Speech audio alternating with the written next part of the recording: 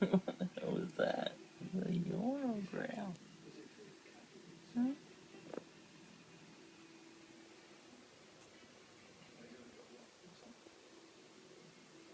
Go ahead, Lorraine. Will the broomsticks help John make it across the wire? Go on, you can do it. You're halfway there. There he goes. Look at him go. That's fantastic.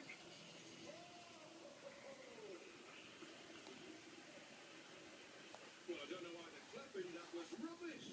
He only made it 1.8 metres along the wire. Better than his unaided distance, but the broomsticks failed. You know, the theory is okay, but I think they were a bit light. And so actually it was more counterproductive than anything else. We need to find something a bit